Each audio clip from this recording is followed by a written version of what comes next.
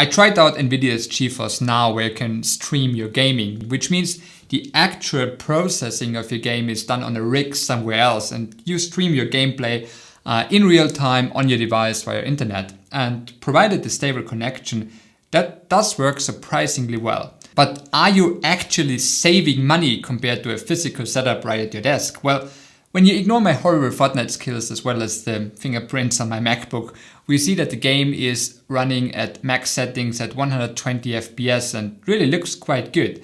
And so it should be, as I'm currently using GeForce's Ultimate tier, where you can game on an RTX 4080 GPU, which is pretty much top of the line. And that costs you 22 euros or $20 a month, so not cheap.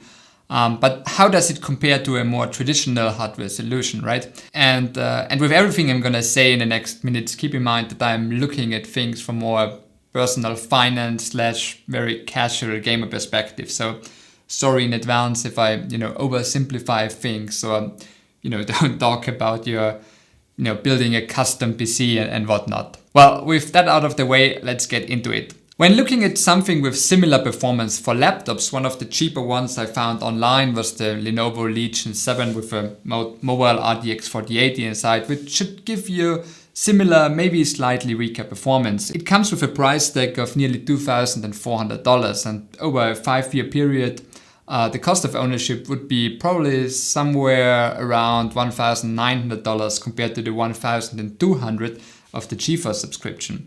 When looking at desktop, this one here from Cooler Master backs a full-size desktop 4070, which should be slightly more powerful than the laptop 4080 and comes in at $1,400. Cost of ownership, meaning buying price minus selling price after 5 years, would be around $1,000. Now, the desktop obviously needs a monitor as well. For this example here, I just went with something middle of the road, like this one here from Acer. That's another $300 to our 5-year cost of ownership thing. And then there's also the electricity cost, Obviously, depending on, how often and for how long you're going to play, as well as, what you're paying for per kilowatt hour. But here you see that the more you play, the cheaper the GeForce Now route actually becomes. And also keep in mind that I based the GeForce calculation on my existing MacBook Pro here, which has a 120 Hz refresh display. If you don't have a high refresh display and want to use the Ultimate tier to its fullest potential, you would have to add the cost for the Acer monitor, for example, I talked a few seconds ago as well. But even so, GeForce is probably still cheaper, provided you don't have to invest massively into a better internet connection, and Nvidia won't increase their prices dramatically over the next 5 years. Speaking of internet connection, for reference, I was testing GeForce Now with what I would say decent speeds. I mean, it's the fastest I can get here in the countryside of Austria. And, importantly, I only use it via Wi-Fi connection. So you can assume that performance will only be better when, playing with a hardwired connection. Not that it was bad in my experience, but from time to time, I did still, experience some minor glitches, stutters, and frame drops, which didn't really matter a whole lot on my, let's say, my level of gaming, but your mileage may obviously vary. So in the end, my advice as a non-pro gamer would be to stick to traditional physical hardware if you want to play competitively, especially for action / shooter first-person types of games. If you're more a casual gamer and want to enjoy your favorite racing sim or even better strategy game in glorious 4K on the highest graphics settings, I do think that cloud gaming is the way to go, especially when you're like me and you don't want to have a huge fat gaming PC occupying your desk space. But then when you're more of a casual gamer, one could argue that perhaps the lower GeForce tier for actually half the money would be sufficient. After all, according to Nvidia, you're still gaming on an RTX 3060 or 2080. But it does come with a huge limitation. You're limited to 1080 gaming at 60 FPS. The elephant in the room here, in my opinion, is this little Xbox Series S. It is half the cost and probably does everything to the same level or even a bit better. It essentially provides a higher resolution than the lower GeForce tier at 1440p, And some games even run in impressive 120 FPS. So in my opinion, you really have to hate controllers, and by the way, you can play many games with mouse and keyboard on an Xbox as well, or have a specific game in mind that is only available on PC in order to prefer the mid-tier of GeForce Now over the Xbox Series S. And the same is true for the more expensive consoles like a PlayStation 5 or an Xbox Series X, which are still cheaper than the $10 mid-tier GeForce subscription and offer full 4K gaming at 120 FPS. And when we think of PCs that offer similar graphics as these consoles, we are looking at something with an RTX 4060, and you can get gaming desktops with this card for around $800 and similar laptops for close to $1,000.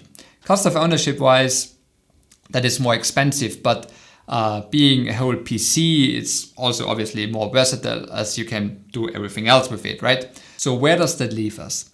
If you're starting from a blank page and you don't have a current gen console, no gaming PC, but just a MacBook Air or some office PC and perhaps a TV, and you want to start with some casual gaming, I'd recommend getting a console as the value is just that good. And as a bonus, you won't feel the urge to upgrade for the next couple of years, because the next gen consoles will only come out in like 2028 or so. If you're into shooters and or competitive gaming in general, I would still get the traditional gaming PC, as it still offers the best and most let's say reliable performance. But keep in mind that in many cases a console would maybe still do the trick for a lot less money. Basically, regarding GeForce Now, I'd only recommend its ultimate tier because it offers the best value and is the only thing that makes sense in my opinion. And then also only for very specific use cases. First, it only makes sense when you already have or are willing to invest into a good internet connection.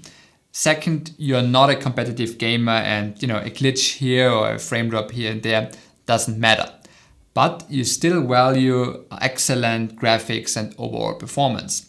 And you want to make sure that your games will look the best way possible for the next years to come, as Nvidia will certainly upgrade their rigs with the latest and greatest in terms of GPUs that come out. And third, you value the flexibility to play on whatever device you like, wherever you are. Again, if you have good internet connection. And you love having a clean desk with just a MacBook, for example, and being all professional while still being able to play a AAA title after work. Lastly, you might ask, but Simon, you only talked about Nvidia's GeForce Now. There are other services as well, right? Yes, but in my experience, GeForce Now is the most capable, most complete as of now. I briefly tried out Amazon's Luna, but while it is a lot cheaper as it is included in Amazon Prime, compatible games are quite limited, and Fortnite, which I tried, ran way worse than in GeForce. So it was almost unplayable in my opinion. And then I also tried the Xbox Game Pass from Microsoft for a month and was also less satisfied than with GeForce. But in all fairness here, I only tried to play Microsoft Flight Simulator, and yeah, well, it was not a pleasant experience at all. The Flight Simulator performed way better locally on my little Xbox Series S, which says something in my opinion. So overall, I do think that cloud gaming is the future for sure, and eventually will be the standard, but it is probably still a few years early in my opinion for broad use case. But in general, the idea of outsourcing computing is the way to go. For example, for my work, I do a lot of furniture rendering, interior renderings, and here I exclusively use cloud computing as it is way cheaper and faster, but that's for a future video maybe. Speaking of future videos, on the left here is a video YouTube thinks that you might, enjoy watching next. So thank you very much. I hope you like this video. If so, please hit that like button. Also, please consider subscribing. And yeah, thank you. Have a nice day. Bye-bye.